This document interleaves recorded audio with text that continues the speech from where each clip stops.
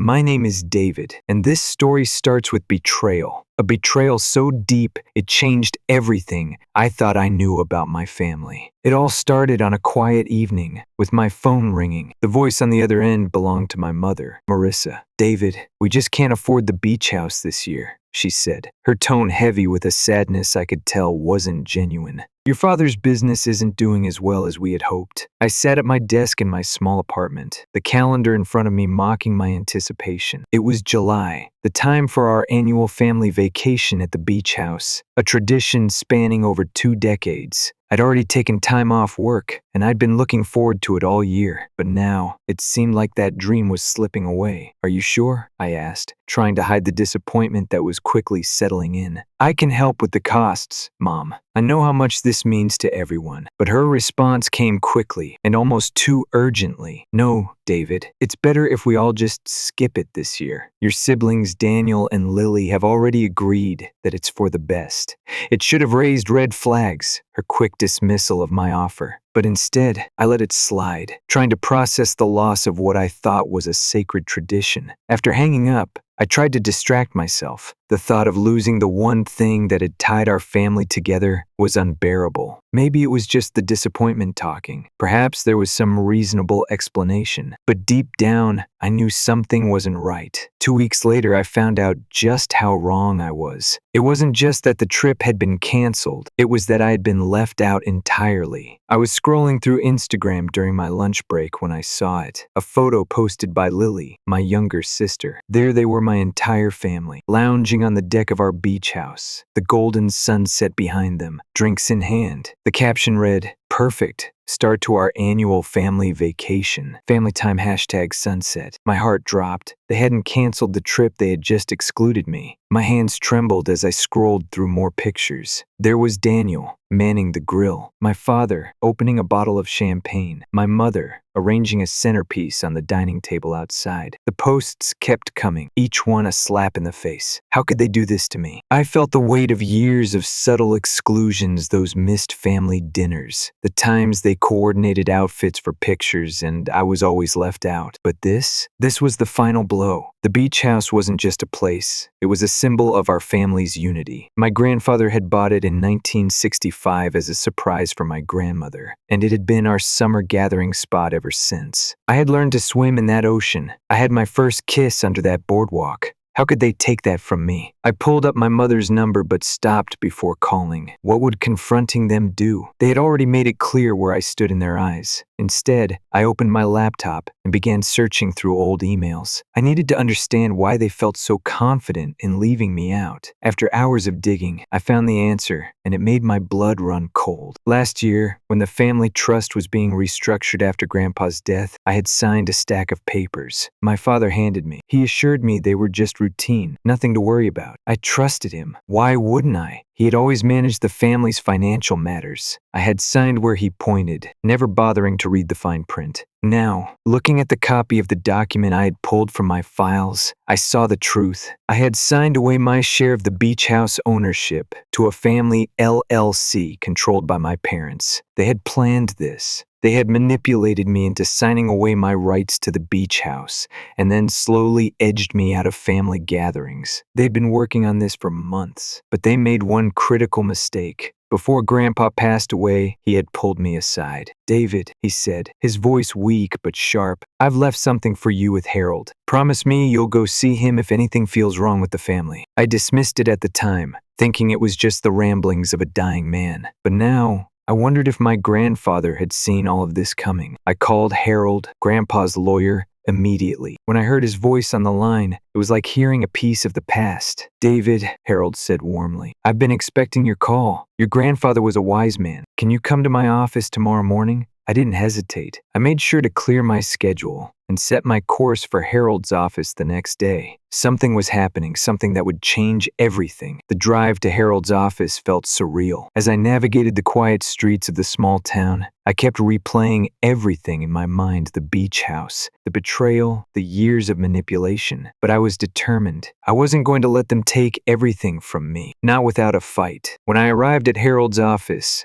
The familiar scent of old books and leather greeted me. The office hadn't changed a bit since my childhood visits with Grandpa. The dark wood paneling, the rows of legal books, everything felt the same. But it was different now. I wasn't a kid anymore. I had come for answers. Harold stood as I entered, his tall frame a little stooped with age, but his sharp blue eyes were still as piercing as ever. "David?" He greeted me with a warm smile. "You look just like your grandfather." I nodded, grateful for the comfort his presence brought, though my mind was focused on what lay ahead. "Harold, the first need to know what's going on." He motioned for me to sit, and then he walked over to his safe. My heart raced as he retrieved a thick envelope and handed it to me. "Your grandfather left this for you," he said. "Specific instructions on when to give it to you. I think the time has come." With trembling hands, I opened the envelope. Inside was a letter written in my grandfather's distinctive, elegant handwriting. My eyes skimmed the words, and my stomach churned as the truth began to unfold. "My dearest David," the letter began. "If you're reading this, then what I feared has come to pass. Your father has always been ambitious, and your mother too easily swayed by his dreams of legacy and status. I've watched them slowly push aside anyone who doesn't fit their perfect family image, just as they did with your Aunt Claire years ago." I remembered Aunt Claire vaguely. I had always been told she had abandoned the family, but now I wasn't so sure. What had really happened? The letter continued, and my heart sank further. "But I've made provisions," Grandpa wrote. "The beach house isn't just a property. It's the heart of our family's memories. While your father may think he's cleverly consolidated control, he's overlooked something important." Harold handed me another document, a copy of the original deed from 1965, when my grandfather had bought the beach house. As I read through it, I felt my pulse quicken. "Your grandfather never merged the parcels when he bought the property," Harold explained. "The road and dock leading to the beach house are still under the original trust. Your father might control the house, but he doesn't control the access." I froze. The private road and the small dock were still legally mine. The beach house, without access to those two, was essentially landlocked. My father and mother couldn't get there without my permission. Harold smiled, as if reading my thoughts. "Exactly. Your grandfather knew this day would come. Sometimes people need to be reminded of the importance of family, all of the family, not just the convenient ones." I sat back in my chair, the weight of it all sinking in. They thought they had won. They thought they had outsmarted me, leaving me out of the family vacation, stripping me of my inheritance bit by bit. But they had missed one crucial detail. My grandfather had prepared for this moment, and now it was my turn to take control. As I left Harold's office that morning, a plan began to form in my mind. I wasn't just going to sit back and let them continue their manipulation. They needed to understand the consequences of their actions. It was time for them to learn what family really meant. That night, as I sat alone in my apartment, scrolling through the barrage of Instagram photos my family had posted from the beach house, I felt the anger rise in me again. They were laughing, pretending everything was perfect. Meanwhile, I was stuck in this mess they had created, but I wasn't powerless. Not anymore. The next morning, I knew what I had to do. The beach house wasn't just a property. It was a symbol of everything my family had become. And now, I had the power to reshape it, to make them see that their actions had consequences. I wasn't going to just let them take it all from me. I had the legal right to the land, the access they needed, and it was time they understood that I wasn't going to be left out any longer. It was time to call them out. It was time for them to face the reality of what they'd done, and I was going to make sure they couldn't ignore me again. The following days were a blur of activity, but in the best way possible. Once I left Harold's office that morning, everything started to fall into place. The feeling that had haunted me for weeks, the nagging sense that something was terribly wrong, began to evolve into something much clearer, more precise. This wasn't just about a vacation. This wasn't just about being excluded from family photos or being lied to. This was about control, inheritance, and a legacy that wasn't going to slip through my fingers without a fight. I started by reviewing the documents Harold had handed me, particularly the original property deed for the beach house. It was clear now. My father had made a major mistake when he thought he could outmaneuver me, the so-called outsider in the family. The beach house had always been more than just a property. It was the foundation of our family history, a place where memories were made and connections were formed. And they thought they could take that from me? They had another thing coming. As I sat at my desk, staring at the deeds, I remembered something Harold had mentioned. Sometimes people need to be reminded of the importance of family, all of the family, not just the convenient ones. That line stuck with me. My father and mother had conveniently excluded me when it suited them, but they hadn't realized that Grandpa had always been ahead of them. Now, it was time for me to use that foresight to my advantage. I couldn't just go in, guns blazing. I had to play this carefully. I needed leverage, and I needed to ensure that when the time came, I would have the upper hand. My first step was simple. I needed to get access to the family's communications, the subtle yet revealing details that would show their true intentions. So, I started with their favorite tool, Instagram. I knew my mother and siblings would be posting updates from the beach house, and it was easy enough to keep an eye on their posts. They were showing off their perfect vacation, but each post only fueled my growing sense of injustice. It wasn't just about them excluding me from the fun. It was about the deeper lies they had been telling. I spent hours, days really, analyzing everything: emails, social media posts, old letters from Grandpa, and soon I had built a picture of just how far my parents and siblings had gone to ensure they kept me out of the family business. It was all part of a larger strategy, one that involved them keeping control of the beach house while I remained on the outside. But what they didn't realize was that I wasn't a bystander anymore. I was a player in this game now, and I was about to turn the tables. The more I thought about it, the clearer my next move became. The beach house was nothing without the access to it, the private road, the dock. Without those, the property was landlocked. I could stop them from reaching it, and I was going to use this leverage to force a resolution,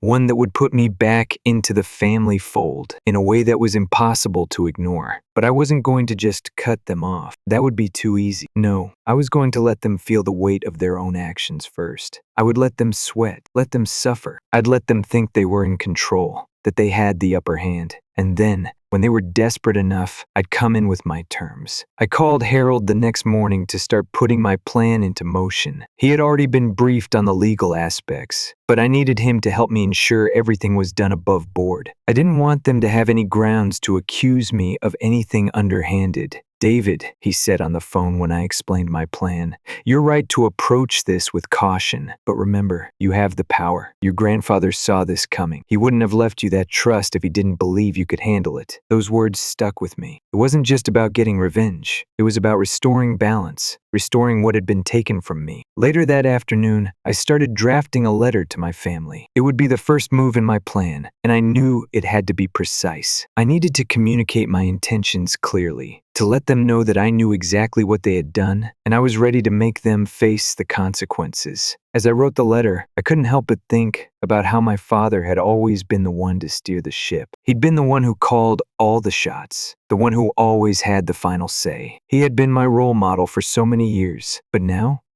I was stepping into the picture in a way that would force him to reevaluate everything. Subject: regarding family vacation and beach house access. Dear Mom, Dad, Lily, and Daniel, I hope this message finds you well, although I'm sure it's not the message any of you were expecting. Over the past few weeks, I've been thinking a lot about what's transpired between us. The decision to exclude me from the beach house vacation, despite the family's long history there, was hurtful. But what's more concerning is that I've come to realize that this decision was only the latest in a series of actions meant to isolate me from the family. I've spent the last few days reviewing some important documents related to the beach house, and I've discovered something crucial. As you all know, the beach house has been in the family for decades. What you may not know, however, is that my grandfather, whose foresight and wisdom have always guided this family, left me an essential part of that legacy, one that you seem to have overlooked. While you've worked to consolidate control over the beach house through the LLC, you failed to account for the access points, the road and dock that lead to the house. Those are still under the original family trust, and as the current trustee, I hold the rights to that access. I'm sure you're all wondering what this means, and I'll tell you. From this point forward, I'll be the one deciding who has access to the beach house. Your ability to enjoy the vacation, or any future vacations, depends entirely on my decision. This isn't just about access to a house. This is about what family means. I want to make it clear that I'm not trying to destroy our family, but rather to remind us of what truly matters: trust, respect, and transparency. I'm giving you all the opportunity to sit down together, to resolve this situation in a way that includes everyone. No more manipulation, no more lies, just an honest conversation. Let's work together to rebuild what's been broken.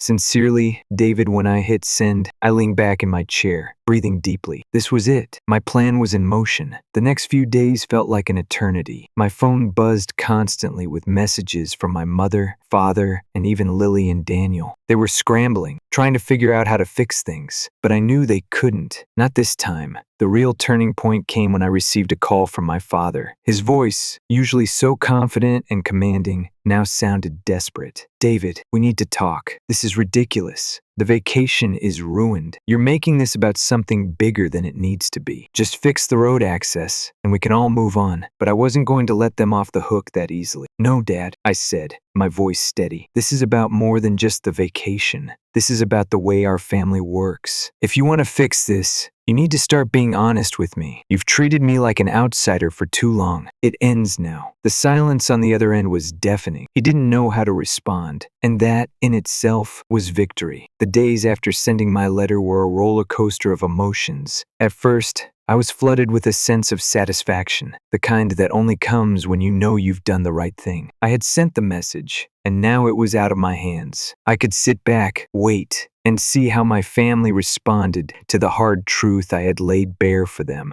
But soon enough, I realized that this wasn't going to be a quick, clean resolution. There would be no immediate apologies or heartfelt conversations. This would take time, and more importantly, it would take resolve. I had expected them to fight back, but I wasn't prepared for how petty and desperate they would become. Over the course of the following week, my phone buzzed incessantly with messages from my family, mainly my mother, but also from Lily and Daniel. My father, however, seemed strangely quiet. It was as if he didn't know where to begin, or perhaps he was too proud to admit that I had the upper hand now. Marissa, my mother, was relentless. Her texts ranged from thinly veiled guilt trips to outright threats. David, you're hurting the family, one of her messages read. We've all worked so hard to make this happen, and you're ruining it. The beach house has been a family tradition for years. You can't just take that away from all of us. Another message followed shortly after. Please, don't do this. We're family. Don't let your pride get in the way of that. Each message stung.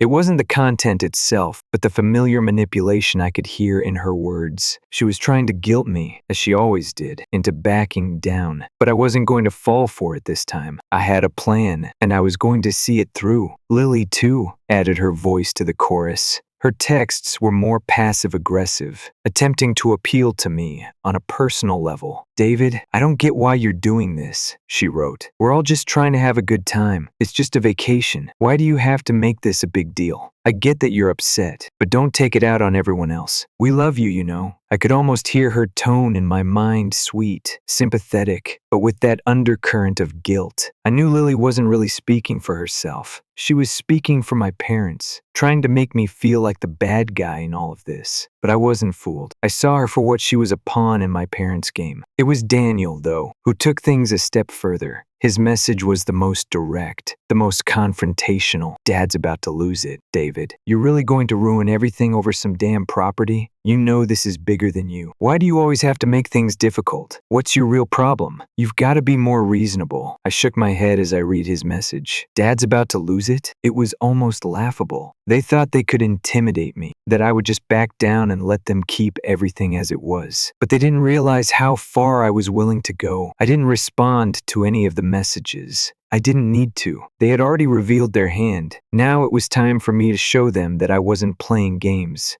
I spent the next few days finalizing my next steps. The road access, the dock, all of it was now in my hands. Harold had confirmed that I had full legal control over these assets, and that meant my family was completely dependent on me. But I wasn't about to be petty or vindictive. My goal wasn't to destroy them. It was to force them to face the truth, to make them realize what they had done. I knew the only way this was going to end was if we all sat down and had an honest conversation. No more lies, no more manipulation. I had to make them face me, face what they had done to me, and face the truth of what was really at stake. I couldn't do that over text or phone calls. It had to be in person. I called Harold again, asking him to help arrange a family meeting. He agreed without hesitation. I was going to set the stage for a confrontation that would force my family to reckon with their actions. It was time to stop pretending everything was fine, to stop pretending that we were still the family we once were. It was time for us to come face to face with what we had become. The day of the meeting arrived, and I wasn't sure what to expect. Part of me was dreading the confrontation. I knew how difficult it would be to sit across from my family, knowing that they had lied to me, manipulated me, and tried to push me out of our legacy. But another part of me, stronger, more resolute, knew that this was the only way forward. We couldn't heal until we faced the truth. As I drove to the beach house, my mind raced. My father would be there, no doubt. So would Lily and Daniel. But I didn't know how my mother would react. Would she play the victim? Would she try to turn the tables on me, making me feel guilty for standing up for myself? I didn't know, but I was ready for whatever came. When I arrived, I saw them all standing on the deck. The sight of my family together like that was surreal. They were pretending nothing had changed, pretending everything was normal, but it wasn't normal, not anymore. They had crossed a line, and now we had to face the consequences. I walked up the stairs to the deck, feeling the weight of their stares on me. My father stood at the top of the stairs, arms crossed, his face set in a tight, angry expression. He was trying to project authority, but there was an underlying vulnerability there, one I hadn't seen before. "David," he said, his voice strained, "you've made your point. Let's talk." I didn't answer right away. Instead, I walked past him, taking in the chaos that was their so-called vacation. Empty wine bottles, half-finished board games scattered across the deck, and phones plugged into every available outlet. All of them desperately trying to distract themselves from the mess they had made. It was a far cry from the perfect family vacation they had tried to sell me. "We need to talk about the truth," I said, finally turning to face them all. "The truth about what's really been happening in this family. The truth about the beach house. The truth about how we've been treating each other." For the first time, I saw my mother's face fall. She looked guilty, caught off guard. Lily, too, seemed uncertain, her earlier bravado replaced with a quiet unease. Daniel stood there, arms crossed, defiant, but even he couldn't hide the tension in his posture. "It's time for you all to understand that I'm not the outsider here," I continued, my voice steady. "I'm not the one who's been betraying the family. I'm the one who's been left out, lied to, manipulated, and I won't stand for it anymore." Silence filled the air, heavy and thick, as they absorbed my words. But it wasn't just the words that would make them listen, it was the truth behind them. And the truth was, I had the power now. I wasn't going to back down. Finally, my father spoke. "What do you want, David?" I met his gaze directly. "I want this family to start being honest with each other. I want us to rebuild, and I want the beach house to be a place for everyone. No more secrets, no more exclusions. We're going to do this together, or not at all." It was a hard pill for them to swallow, but I could see that they were beginning to understand. Slowly, the walls began to crack. The first step toward reconciliation had been taken. Now, it was time to see if they were willing to meet me halfway. The tension on the beach house deck hung in the air like a thick fog. My family stood around me, processing my words. The silence was deafening. My father, usually quick with words and actions, seemed stunned into silence. Lily and Daniel, once so sure of their positions, were now hesitating. My mother, who had been the most vocal in trying to manipulate me, was quiet, her usual deflection replaced with an almost imperceptible sense of guilt. For the first time, I felt like I wasn't just a peripheral figure in their lives, but the center of their attention. And it was all happening because I had decided to stand up for myself, to stop allowing them to run over me. "David," my father finally spoke, his voice quieter now, the authority he normally carried gone. "You've made your point, but we have to be realistic. You're talking about tearing apart everything we've worked for. You want to control the beach house, but you don't understand how much we've invested in it over the years. Your grandfather." I cut him off. "Dad, stop. This isn't about who invested more. It's about the family, about what we've become. Grandpa wouldn't have wanted us to turn this place into a battleground, and he certainly wouldn't have wanted me to be shut out like this." My words landed with a weight, and I could see my father process them. He was a man who had spent most of his life building, accumulating, working for the family's legacy, but in all that time, He had never learned the value of what we had beyond money and property. This beach house wasn't just an asset. It was the heart of our family. It was where memories were made, where bonds were formed, and where, until recently, we had come together every summer. But now, the house had become a symbol of everything that was wrong with us. "David, you have to understand," my mother said, her voice shaking slightly. "This is about keeping the family together, about protecting our legacy. We've been doing this for years. And now I'm what, Mom?" I interrupted, feeling my anger rise again. "Now I'm the one who's breaking the family. By demanding transparency? By asking for equality? How is that breaking the family?" She looked down, unable to meet my eyes. It was the first time in a long while I had seen her show any real vulnerability, and I couldn't help but feel a strange mixture of vindication and sadness. My mother was the one who had taught me that family came first, yet she had been the first to betray me when it suited her. The family had become a tool for their ambitions, and it had cost me more than I realized. Lily stepped forward then, her face softening. "David, I didn't mean for any of this to happen. I was just following what Mom and Dad told me. They said it was the best for everyone. I thought I was doing the right thing." I stared at her, trying to process what she had just said. Lily wasn't a villain in all of this. She was a victim, just like I was. She had been caught in the web of manipulation spun by our parents, and like me, she had no idea how deep it went until everything came crashing down. I softened my tone, recognizing that she wasn't the enemy. "It's not just about the beach house, Lily," I said, my voice more measured now. "It's about how we've all been pushed into corners. How the family has turned into a competition for control instead of a team. You've seen it, haven't you? The secrets, the lies. We can't go on like this." She nodded slowly, a tear escaping her eye. "I know. I didn't know what else to do. I didn't want to lose everything." I walked over to her, placing a hand on her shoulder. "I'm not trying to take everything away, Lily. I just want things to be fair. I want us to be a family again." Daniel, who had been standing in the background, finally spoke up. His voice, though gruff, seemed tinged with uncertainty. "Look,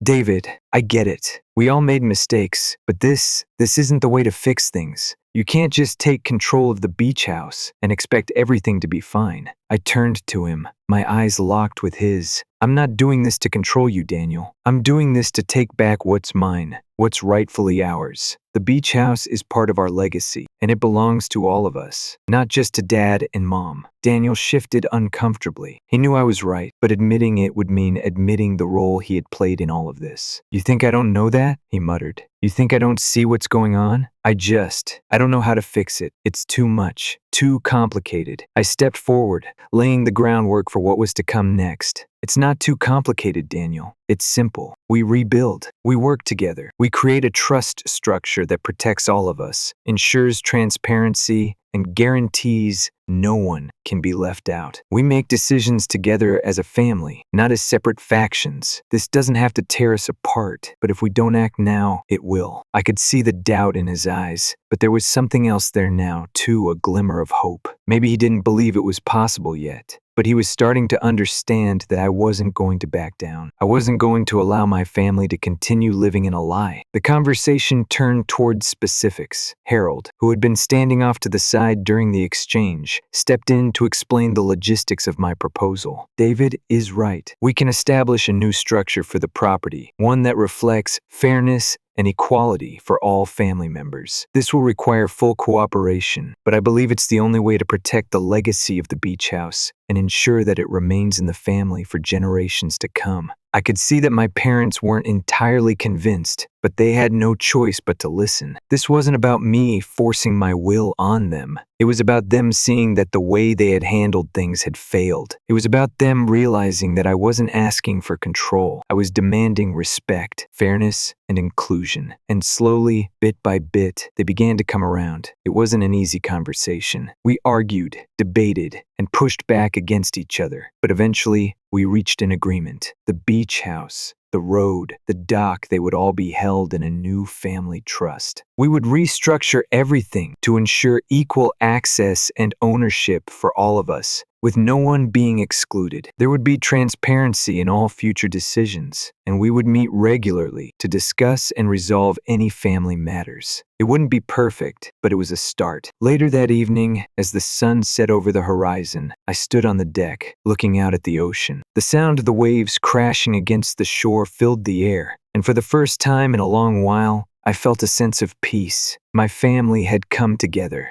Not perfectly, but honestly. We had laid the foundation for a new beginning, one built on trust and respect instead of control and manipulation. It wasn't going to be easy. We had a lot of work ahead of us, but for the first time in a long time, I felt hopeful. Lily came up beside me and stood silently for a moment. "I don't know if we'll ever be the same again," she said quietly, "but maybe that's not a bad thing." I smiled, looking at her. "No, maybe it's not." As the sky turned pink and gold, I thought of Grandpa and the legacy he had left behind, not just in the beach house, but in the values he had instilled in me. Trust, love, family. Those were the things that mattered, and those were the things I had to fight for. And with that, I knew that whatever came next, I would face it with strength. Because family wasn't just about the house or the land, it was about the people who stood beside you, ready to rebuild and move forward together. And I was ready. Story 2, I thought I had it all figured out at 28. Decent job, a nice apartment, and what seemed like a stable relationship. I was with a girl named Claire, and we'd been together for almost 3 years. I genuinely believed she was the one. We'd talked about marriage before, and everything seemed to be on track. No relationship is perfect, but I trusted her. Or, at least, I thought I did. But over the last few months, something changed. I couldn't quite put my finger on it at first. You know that feeling when something feels off, but you don't have any solid proof to back it up? That nagging gut instinct that tells you something is wrong, but your mind keeps convincing you you're just being paranoid. That's exactly what I was going through with Claire. She started acting differently. Her phone was always within arm's reach, screen angled so I couldn't see who she was texting. She was suddenly going on work trips and girls' weekends. But whenever I asked about the details, she'd get defensive. At first, I didn't want to be that guy, the paranoid boyfriend who constantly checks up on his partner. I told myself I was overthinking things, but that feeling, that gut feeling, kept lingering. It only grew worse. One day, I decided to check the joint bank account we had opened to save for a house. We'd been talking about buying one soon, and I thought maybe if something was off, it might show up there. And sure enough, there it was, $33,000 withdrawn in one lump sum. No warning, no explanation. My heart sank. I tried to stay calm, not wanting to jump to conclusions, but my mind was racing. I asked her about it casually later that day. "Hey, I saw this $33,000 withdrawal from the account. Did you buy something big?" She barely looked up from her phone, acting like it wasn't a big deal. "Oh yeah, I booked a trip with M&T. Wait, a girl's trip?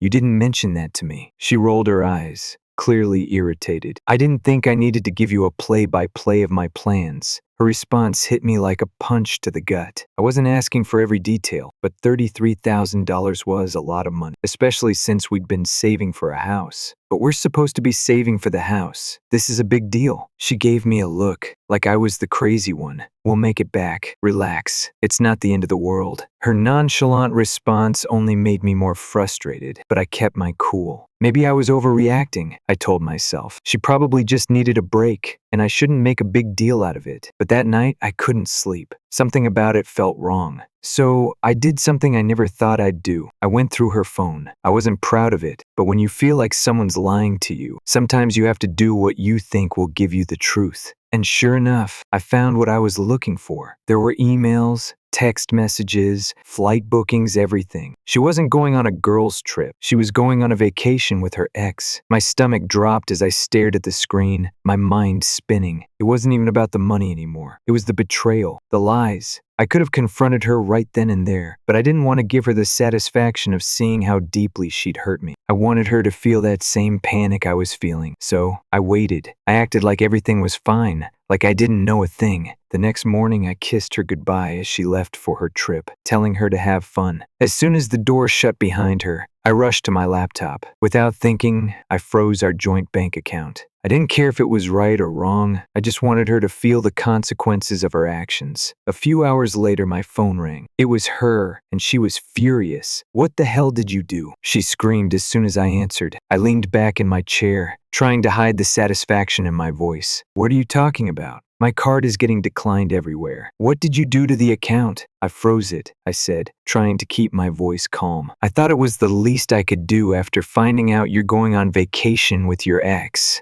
There was silence on the other end, just her breathing. Then she finally spoke. "It's not what you think." I cut her off. "Cut the crap, Claire. The first read everything. The texts, the emails. You've been planning this for weeks," she stammered, trying to come up with some excuse, but I wasn't going to let her off the hook. "If you wanted to be with him, why didn't you just leave me?" "I didn't want to hurt you," she replied, her voice shaky. "I couldn't help it," I laughed. It was cold, bitter, and hollow. "You didn't want to hurt me? So you lie, steal our money, and go on a secret vacation with your ex? That's your idea of not hurting me?" There was a long pause before her tone shifted, and she started to defend herself. "You know what? Maybe if you weren't so obsessed with saving for that stupid house, I wouldn't have had to do this. You're so focused on the future, you forgot about me." I couldn't believe what I was hearing. She was turning this on me, trying to make it my fault. I clenched my jaw to keep from shouting. "What are you talking about? You couldn't have just talked to me? Told me how you were feeling instead of lying to my face?" She sighed, exasperated, as if I was the one making things difficult. "You just don't get it. I needed space. I needed time to think." "Time to think with him?" I snapped. She fell silent, and I could almost feel her scrambling, trying to spin this into something that made sense. But I wasn't listening anymore. "We're done," I said, finally ending the conversation. "Wait, what? You're breaking up with me over this?" she asked, her voice incredulous, as if she hadn't expected any consequences. "You lied. You used our money to go on a secret trip with your ex. What did you think was going to happen? You can't just leave me like this," she yelled, panic creeping into her voice. "How am I supposed to get home?" I felt nothing. No guilt, no sympathy, just cold, hard reality. "Not my problem," I said flatly. "You made your choices. Now deal with the consequences." And with that, I hung up. The next few days passed in a blur. I moved out of the apartment, took my name off the lease, and canceled all the bills in my name. I blocked her on everything: phone, social media, email. I wasn't going to let her have access to my life anymore. I was done. A couple of weeks later, I found out Claire had been telling people I'd abandoned her, that I'd left her stranded without a penny to her name. She was playing the victim, making herself out to be the wronged party. One of our mutual friends told me about it, and I couldn't help but laugh. It was classic Claire. She always knew how to spin things, no matter how badly she messed up. I set the record straight with the people who asked. I told them the truth about the lies, the ex, the money. Some people were shocked, others weren't so surprised. They knew her well enough to recognize her patterns. Most people sided with me, but there were still a few who believed her sob story. Honestly, I didn't care anymore. I wasn't going to waste any more energy on her drama. In the end, it wasn't the loss of her that hurt. It was the realization that the person I thought I knew never really existed. She'd been wearing a mask the whole time, and I'd been too blind to see it. But here's what I've learned. People show you who they are eventually. You just have to pay attention, and when they do, you have a choice. You can either ignore it, hoping they'll change, or you can do what I did: walk away. I haven't heard much from Claire since then. Last I heard, she was couch surfing because she couldn't afford rent. Apparently, she tried to get the money back from the trip, but the flights and hotels were non-refundable. Guess that's what happens when you blow $33,000 in a lie. Part of me wonders if her ex stuck around, or if she ended up alone and stranded. But honestly, I don't care. What I learned is that you can't control what other people do, but you can control how you respond. When someone shows you who they really are, you have to be willing to walk away, no matter how much it hurts. Staying in a relationship like that will only destroy you in the long run. Sure, I'm pissed I wasted years of my life on her, but I'm even more pissed at myself for ignoring the signs. The truth was there, clear as day, long before I found those texts. I just didn't want to see it. I kept telling myself she was better than that, but I was wrong. People don't change just because you want them to. And sometimes, the only way forward is to cut them off completely.